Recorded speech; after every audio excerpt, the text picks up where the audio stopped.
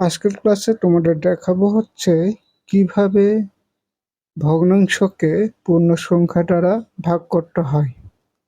গত ভিডিওতে তোমাদের দেখাইছিলাম হচ্ছে কিভাবে ভগ্নাংশকে পূর্ণ সংখ্যা দ্বারা গুণ করতে হয়। তা তোমাদের জন্য খাতায় কিছু সমস্যা লিখে রাখছি। সমস্যাগুলো হচ্ছে 1, 3/2 2 নম্বর, 7/3/6, 3 নম্বর, 5/4/8, 4 নম্বর, 6/5/10 অঙ্কগুলি আমরা আজকে সমাধান করব। এটা না করার আগে আমাদের একটা নিয়ম জানা দরকার। এই নিয়ম অনুসারে আমরা এই অঙ্কগুলো সমস্যার সমাধান করব। ভাগের ক্ষেত্রে নিয়মটি হচ্ছে লবকে ঠিক রেখে হরকে পূর্ণ সংখ্যা দিয়ে গুণ করতে হয়।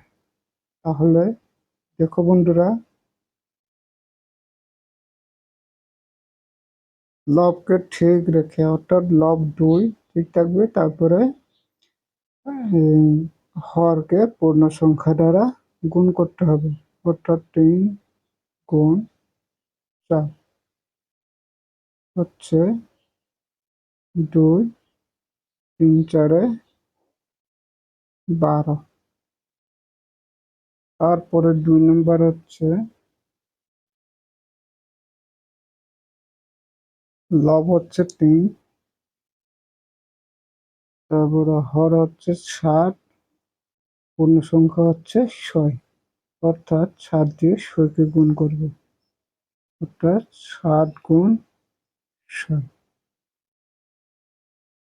অর্থাৎ 3 6 7 42। তারপর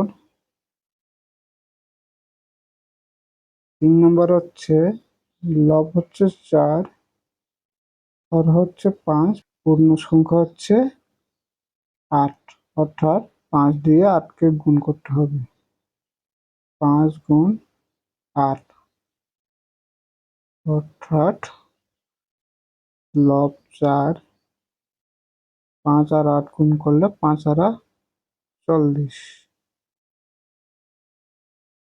তারপর 4 নম্বরের লব হচ্ছে 5, হর হচ্ছে 6, পূর্ণ সংখ্যা হচ্ছে 10, অর্থাৎ 6 গুণ 10,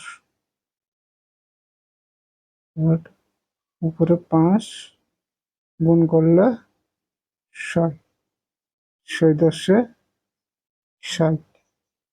এখানে একটা বলে রাখা ভালো যে যে ভগ্নাংশগুলো লঘিষ্ঠ করা যায় এগুলো লঘিষ্ঠ করতে হবে। তবে এই ভিডিওতে আমরা লঘিষ্ঠ আকারে প্রকাশ করব না, পরবর্তী ভিডিওতে তোমাদের লঘিষ্ঠ আকারে কিভাবে প্রকাশ করতে হয় তা তোমাদের দেখাবো।